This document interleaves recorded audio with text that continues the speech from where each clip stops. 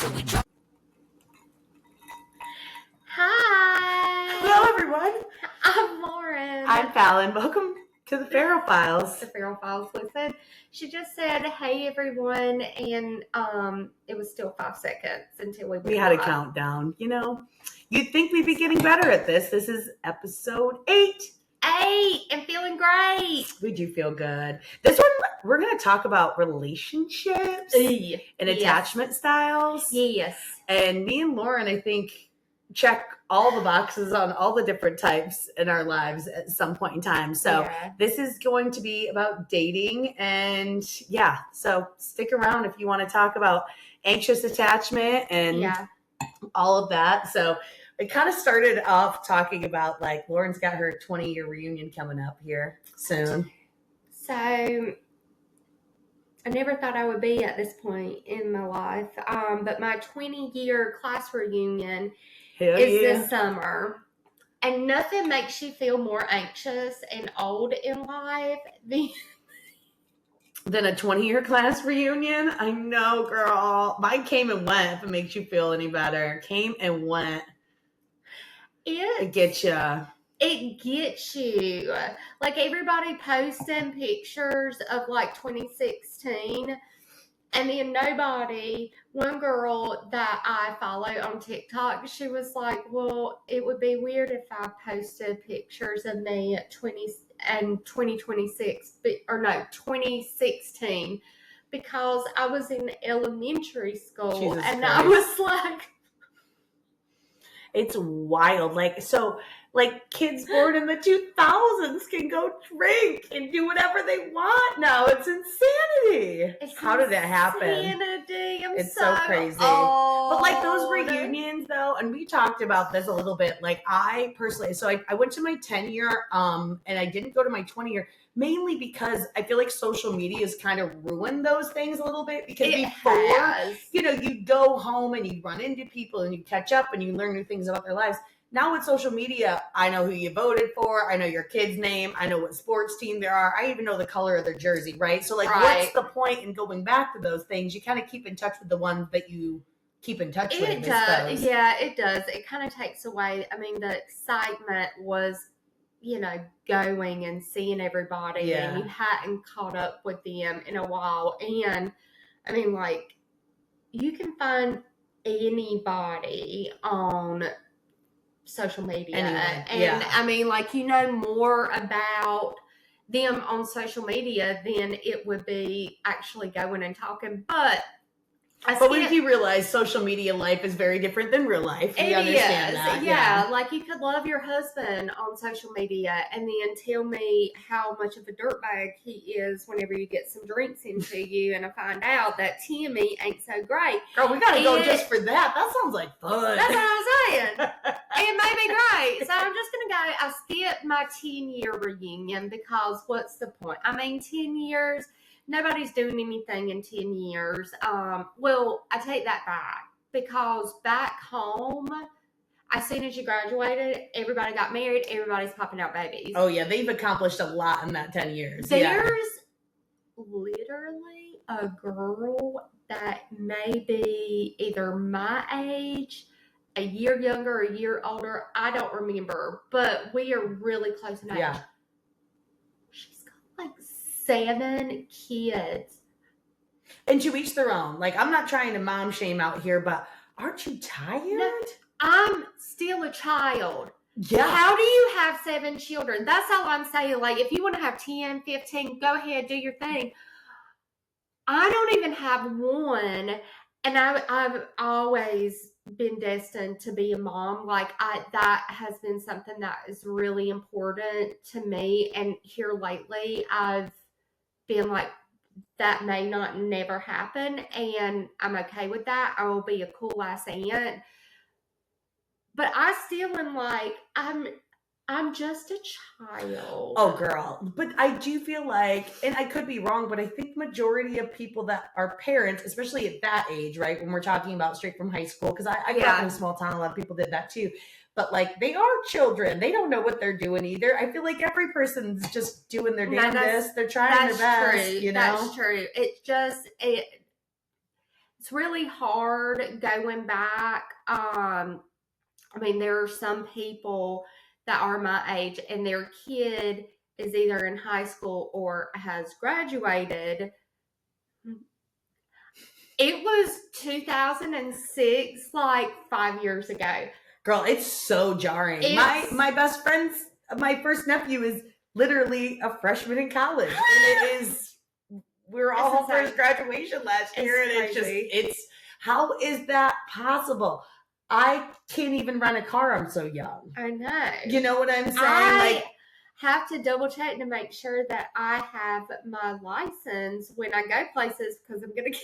But that's the thing. We take very good care of ourselves, but we're only one person trying to do everything. Yeah. It's a lot out here. I can't put furniture together, pay all my bills, walk the dog, take the trash out. I'm just tired. Okay. Honestly. That leads me into my one of the things that I wanted to talk about, because I feel like I'm very self-sufficient. I've been very self-sufficient and not to talk shit about my exes, but I was self-sufficient in those relationships too. I just haven't had somebody to be a partner. I've always had to be the person doing everything.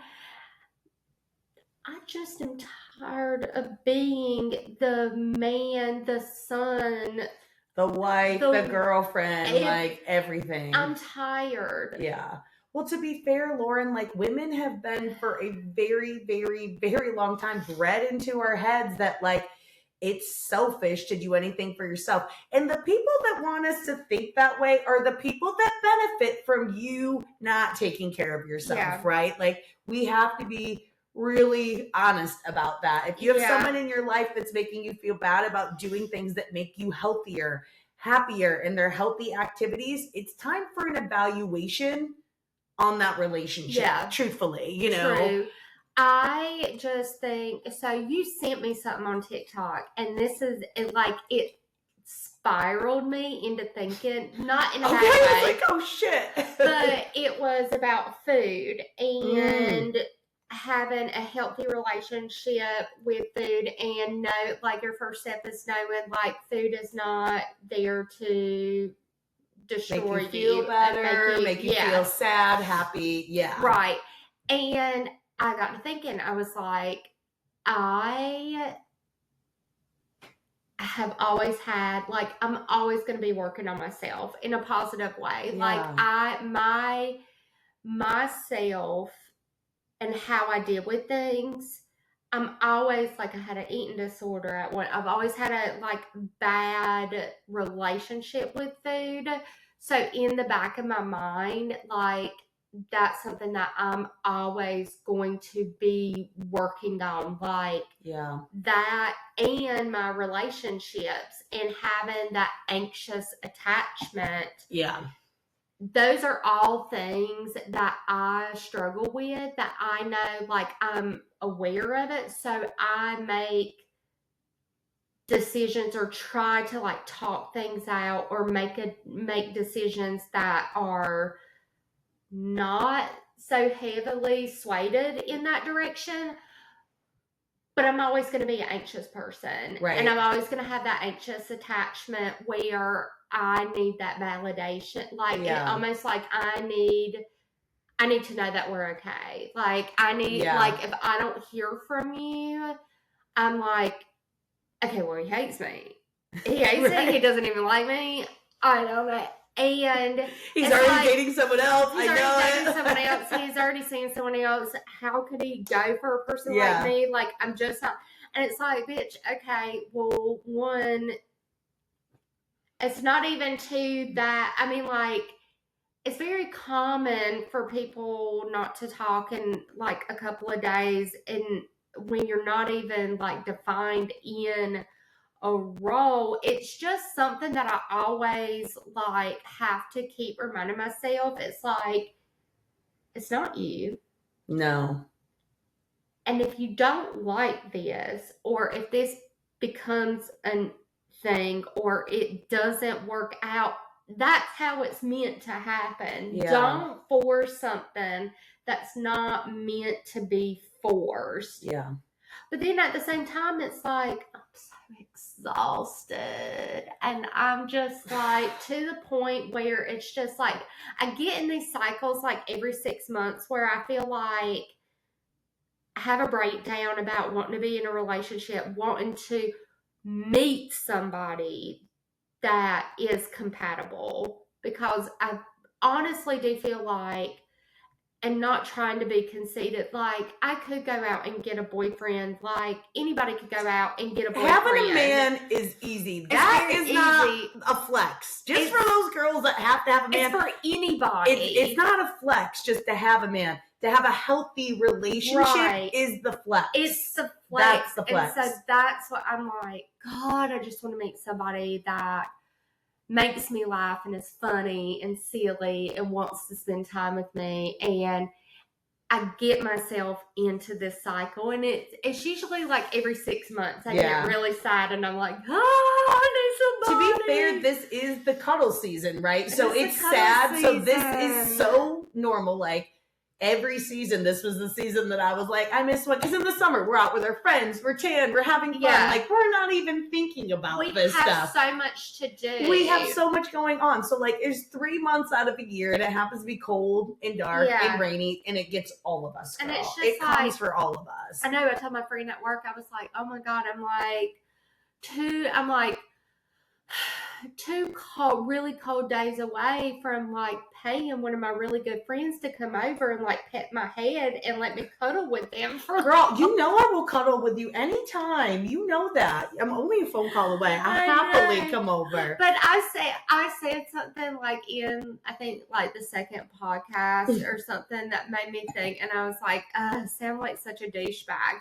I know that I am a prize, like just from what I offer, like what I know that I'm going to offer.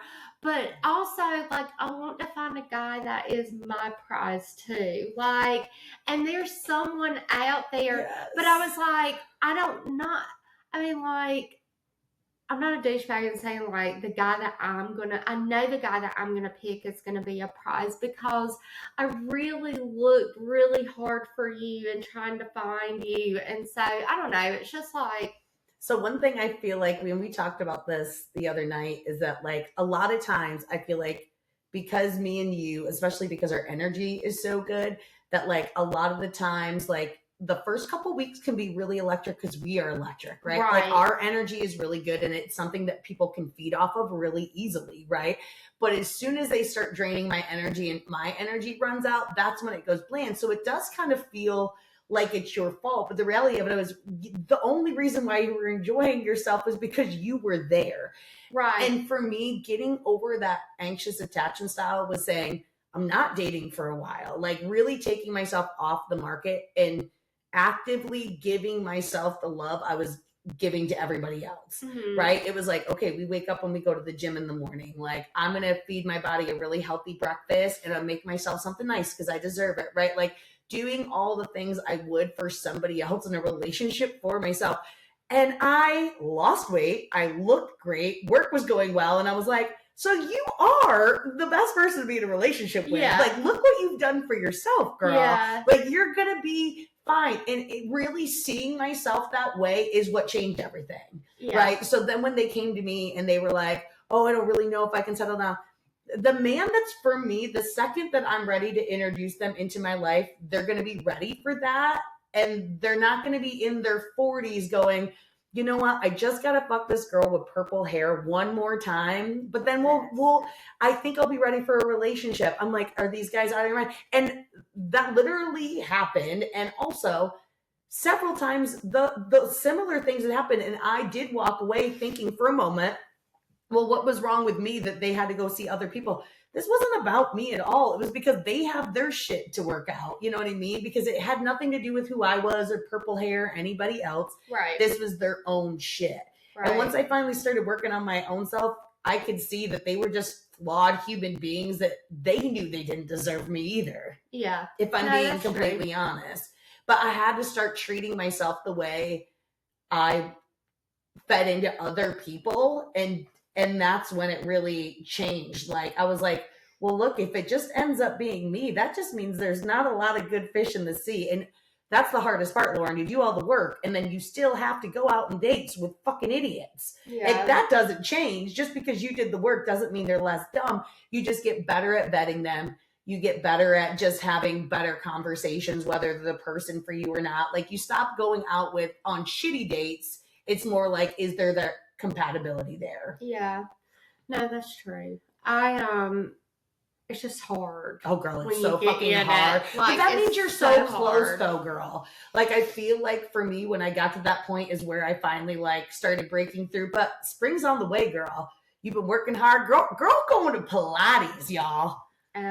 Laura went to Pilates. It was amazing. I'm going to another Pilates class, which you'll be gone. Oh, yeah, that's right. She's going to see her pen pal. Mm-hmm. And, but... I'm so excited. But they have like this, it's called Rave Pilates, and you paint your body with paint like rave paint. Oh, yes. And they play like this music, but it's not on the what is it for? No, it's like mat Pilates. Right. Yeah. Oh, that's so what I'm me and Amanda excited. do. Yeah, I'm excited to do that too, because then I have one on the machines, and then I have one like mat to see like what I really like. Which I did like the class that we went to the other night. It was hard as fuck. Yeah, reformer Pilates is very difficult. Very difficult. It hurt. And it was a good hour-long class too. It was all reformer. It was a damn good workout. But how did you feel the next day though? I felt great. I did feel sore, but it was like a deep sore. Yeah, they get in the they'll work like your deep core at Pilates for like 20 minutes, and then they're like, okay, let's go to the outer core. And you're like, no, I don't care about my outer core. My inner core is fixed. Dude, until I started doing Pilates, like, I had no idea how sore your obliques and abs can be. Like, it is wild. And then we had the snow day, because we did Pilates on Friday? Friday, yeah. And then we had the snow day Sunday, and I was going up hills and walking, and I was like,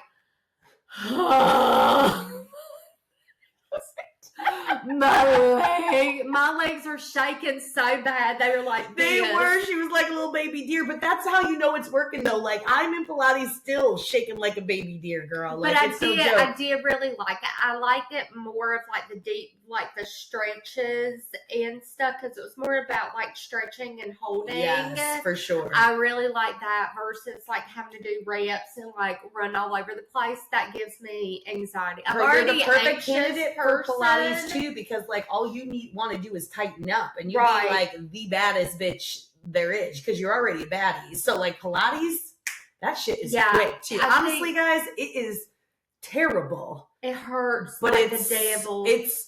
I've never seen results quicker than goddamn Pilates. You get addicted to that shit. You get addicted to the results, because like you just never looked more cut so quick. Like, I got abs out of nowhere, and I was very overweight, and because I have PCOS, I carried a lot of it in my stomach. The fact that I have is insanity, and that's on Pilates. Pulse Pilates, Wilmington, North Carolina. Love them. Shelly, Gabby, all the best. I don't think I've been to Pulse Pilates. Not yet, but we're gonna get you. Anyways, So,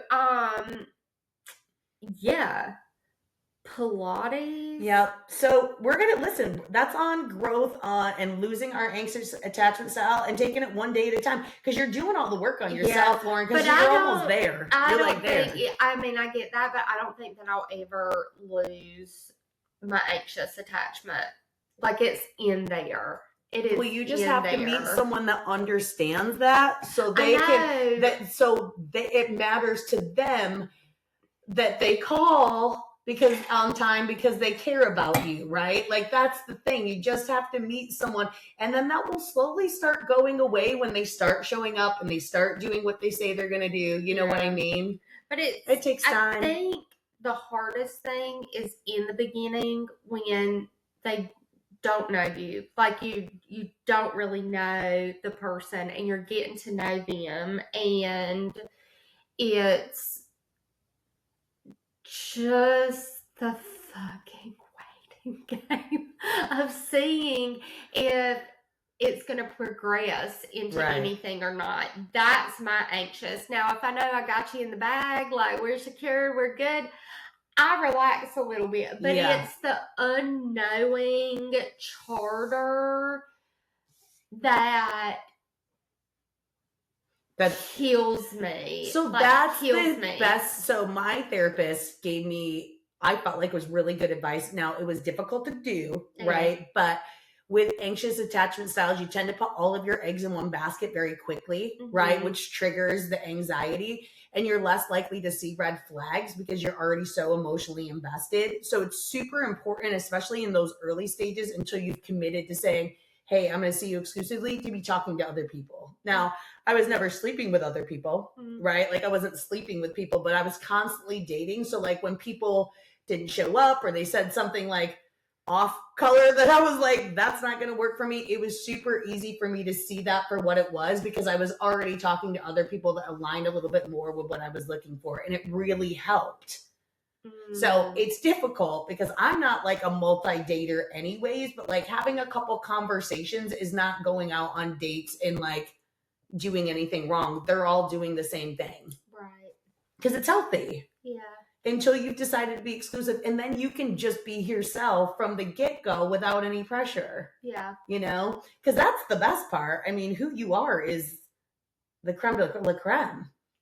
There's no point to creme de la creme.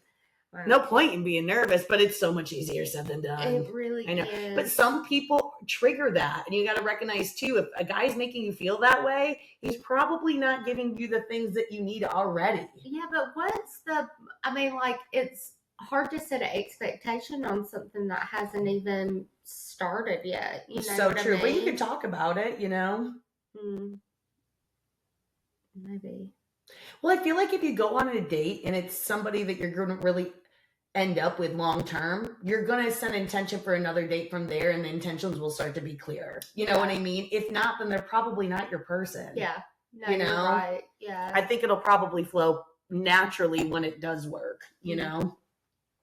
There's just, I think the good ones are inside their house. I know. The good ones don't leave their house. I know, but how do you get to leave? How do you get them to leave for a first date? I have absolutely no idea. Well, that's the thing. And half of them aren't even dating online. I have no idea. I wish that I could help with that. I can't. But like, that's the thing. We go out on the weekends, right? Because like, I live alone. You're single. We're like, why wouldn't we go out and have some fun? But like, we're not actually ever meeting people because they get dudes out. Aren't the dudes you'd be looking for half the time anyway. Here's the thing, like I do enjoy going out. I enjoy going out with my girls, but I enjoy going out with my girls. Like I'm out with my girls. I'm not looking for my guy because my guy is in the house, like not going out. So I'm not gonna find any of them at the club. I'm having a girls' night. Listen, ladies, if we have, we know we have at least a few lady subscribers. Yes. Lady subscribers. If you know any good men that don't leave their home, that are single, let's try to play matchmaker for Lauren in Wilmington. If you know any good ones that don't leave their house, of course, they got to match the beauty, you know? They got to make her laugh.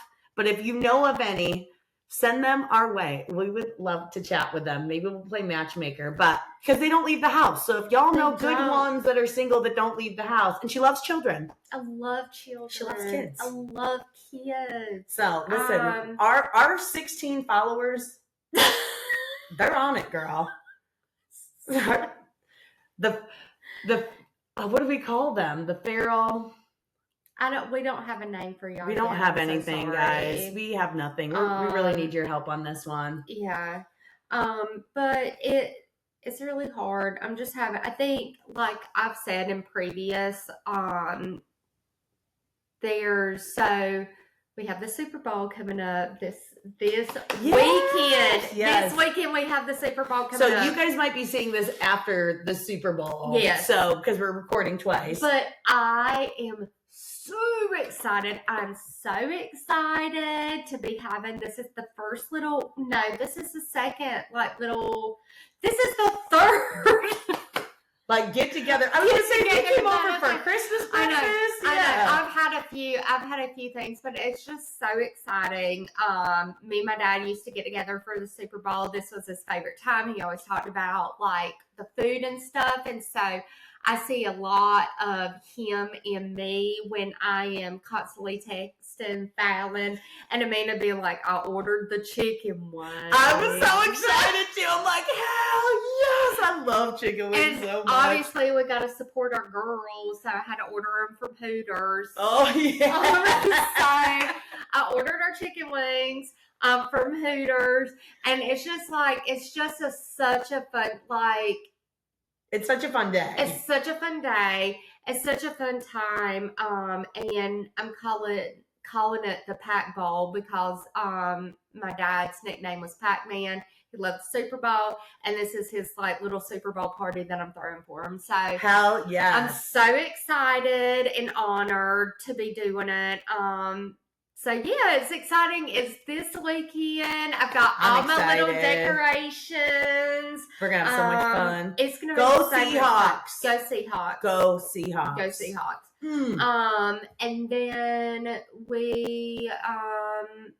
we're going to beginner's gun class on Saturday, which is super exciting. So I hope the weather's good. Me and Lauren are gonna learn how to shoot some guns, which we both kind of know. So but I got my hunting license in high school, and if you get it, you have to practice shooting. And then also I grew up in the country, so if you're not shooting glass bottles in the back of the woods as target practice, oh yeah, what the fuck are you doing? It's just been a really long time since I've handled one. So we're gonna go to a gun safety course because we think it's time. You know what I mean? Just to learn a little bit more about protecting ourselves. And it's a ladies' course, so I'm excited about that. Guns out this year, guns out. You know, we're doing whatever we gotta do to protect ourselves, to make sure we feel safe. Also, this is not a political podcast at all by any means.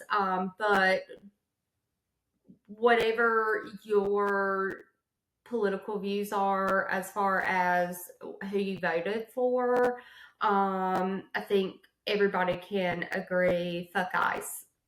Fuck ICE. Fuck ICE. Fuck ICE. So we want that to be very clear how we feel about that. I know that we are living in, thank you for bringing it up, because I feel like we're living in very heavy times.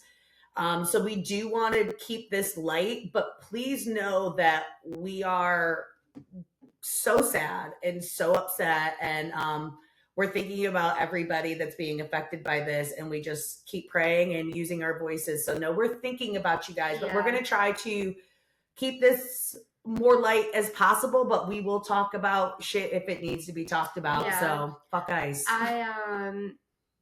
I think other countries are, when they're reporting it as executions. Yeah, executions, guys. And that's what that is. That's what it is. So when the entire world looks at a group of people as the same way the rest of the world looked at ISIS, it is really time for some self-evaluation. And now's not the time to point fingers. Now's the time to go, it's time to roll up our sleeves and do something.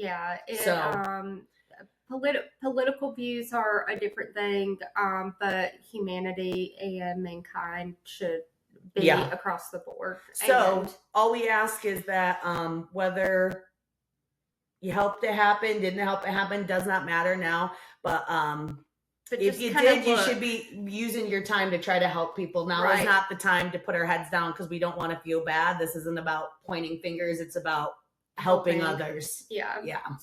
So we love you guys. Go Seahawks. Go Seahawks. Go Seahawks. We'll tell you guys how the Pac Bowl goes. Yeah. We'll see you soon. Bye, y'all. Yeah.